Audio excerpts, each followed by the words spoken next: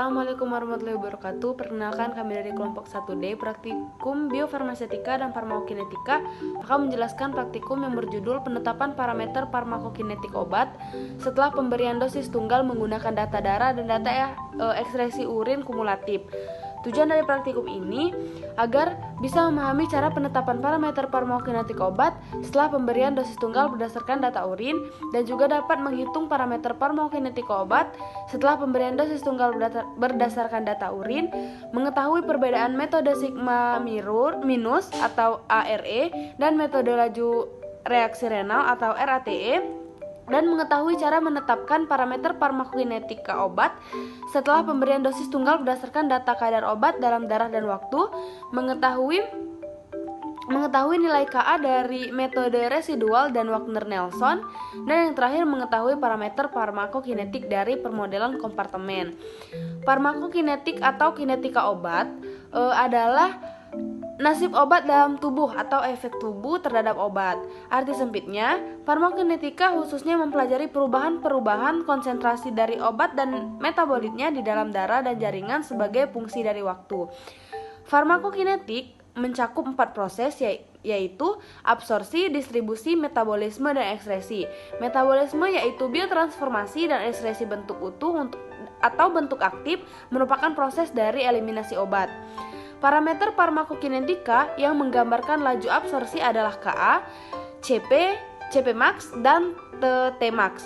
Sedangkan parameter yang menggambarkan besarnya obat yang mencapai sirkulasi sistemik adalah AUC obat dalam plasma dan F absolut atau relatif.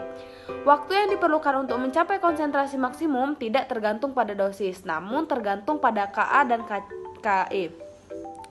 Pada saat konsentrasi maksimum, laju absorpsi sama dengan laju eliminasi obat. Oleh sebab itu, jumlah obat di dalam tubuh tidak mengalami perubahan. Untuk sistem urin adalah sistem saluran dalam tubuh manusia yang meliputi ginjal dan saluran keluarnya yang berfungsi untuk membersihkan tubuh dari zat-zat yang tidak diperlukan Sebanyak 1 cc urin dihasilkan oleh kedua ginjal kiri dan kanan, dan setiap menitnya dan dalam 2 jam dihasilkan 120 cc urin yang akan mengisi kandung kemih.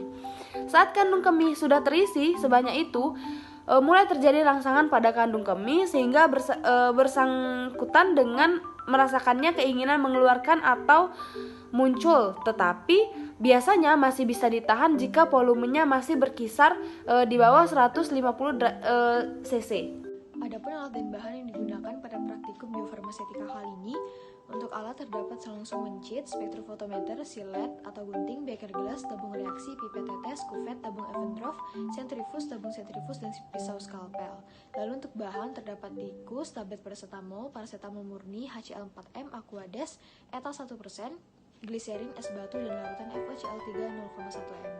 Selanjutnya untuk cara kerjanya, pertama untuk pembuatan kurva baku paracetamol murni dibuat larutan induk dengan konsentrasi 1000 ppm. Kemudian dilakukan pengenceran paracetamol standar konsentrasi 3, 6, 9, 12, dan 15.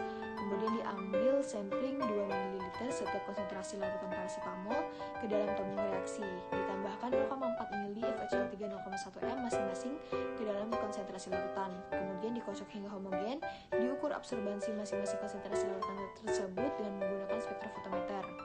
Kemudian dibuat kurva baku dan diperoleh regresi Y sama dengan A tambah BX. Kemudian untuk data darah, 6 ekor tikus itu diberi paracetamol 500 mg secara oral. Selanjutnya dengan dosis yang sama. Kemudian dimasukkan tikus ke dalam selongsong yang sesuai ukuran tubuh tikus.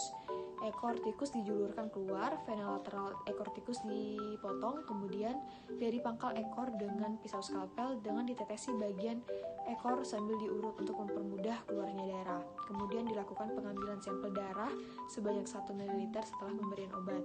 Kemudian dilakukan pengambilan darah pada tikus dan ditampung darah ke dalam Evendorf, diberikan etal 1% sebanyak 2 tetes untuk 1 ml darah. Kemudian dikocok hingga homogen untuk mencegah pembekuan dari darah tersebut. Kemudian didinginkan sampel darah dengan es batu dan disentrifugasi dengan kecepatan 300 rpm selama 10 menit. Kemudian diambil hasil supernatannya, dilakukan pengambilan 1 ml cuplikan tiap sampel darah masing-masing interval waktu. Kemudian ditambahkan 0,4 ml FHCl3 0,1 m dan 4 ml HCl4m ke dalam tabung reaksi. Dicukupkan volumenya hingga 10 ml dengan Aquades, dicampur hingga homogen, diukur kadar masing-masing sampel darah tiap interval waktu menggunakan spektrofotometer. Kemudian dihitung kadar yang diperoleh dan dihitung parameter farmakokinetik menggunakan metode residual, Wagner-Nielsen dan Loh-Rigelmann. Kemudian untuk data ekskresi urin, sukarelawan itu diberi minum 200 ml air 2 jam sebelum praktikum. Kemudian diminum paracetamol 500 mg dengan 200 ml air. Kemudian waktunya dicatat. Dikosongkan kandung kemih setelah 15 menit. Kemudian diambil dan ditambahkan kurang lebih 15 ml asam ascorbat. Dicampurkan dan disimpan dalam tempat sejuk serta gelap. Kemudian diulang. Kemudian diambil 1 ml cuplikan dari setiap sampel, ditambahkan 0,4 ml FHCl3 0,1 m dan 4 ml HCl4m dalam tabung reaksi. Kemudian dicukupkan volumenya, diukur kadar masing-masing sampel urin, kemudian dihitung kadar paracetamol terkandung dan dihitung parameter farmakokinetik dengan menggunakan metode RE dan RATI. Pengukuran parameter farmakokinetik dengan data darah dapat diujikan dengan dua metode, yaitu metode residual dan metode Wagner-Nielsen. Metode Wagner-Nielsen digunakan untuk melihat fraksi obat yang tidak terabsorpsi, sedangkan metode residual atau disebut dengan metode Fettering yang digunakan dengan memisahkan profil kadar obat dalam plasma terhadap waktu dalam kertas semi-logaritma. Data darah dengan metode residual dilakukan dengan pembuatan grafik antara waktu terhadap log CP.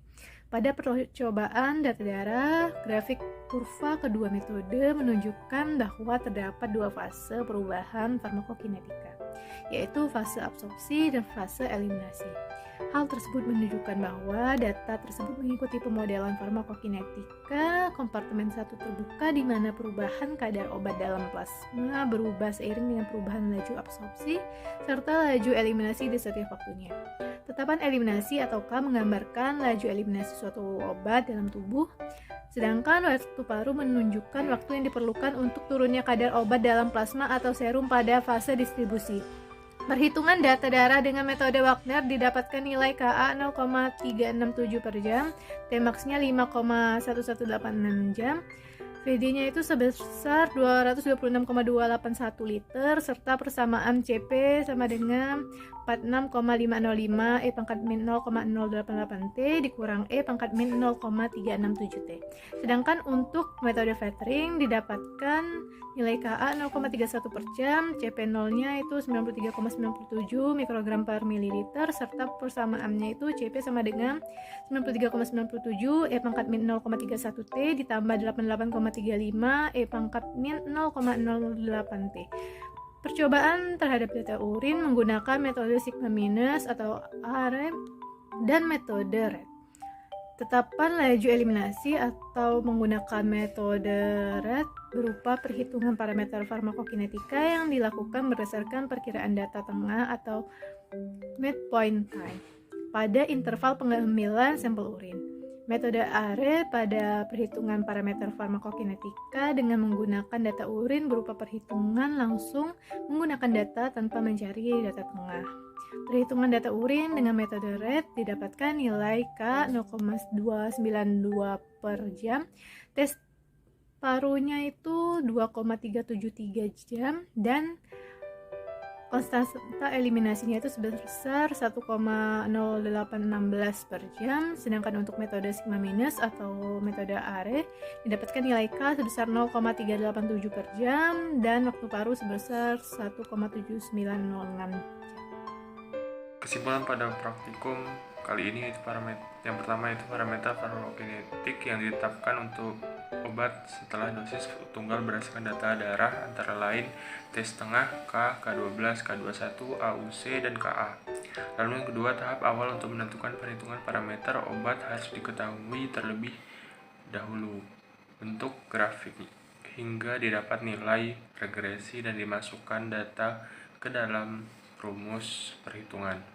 Lalu yang ketiga yaitu uji bioavailabilitas suatu obat dengan menggunakan data darah dengan metode residual dan Wagner-Nelson. Lalu yang keempat, kata semilog digunakan untuk menggambarkan grafik dan data darah didapat dari percobaan. Lalu yang terakhir, data darah dengan metode residual digunakan untuk menghitung nilai obat terabsorpsi dan data darah dengan metode Wagner-Nelson untuk menghitung fraksi obat tidak terabsorpsi.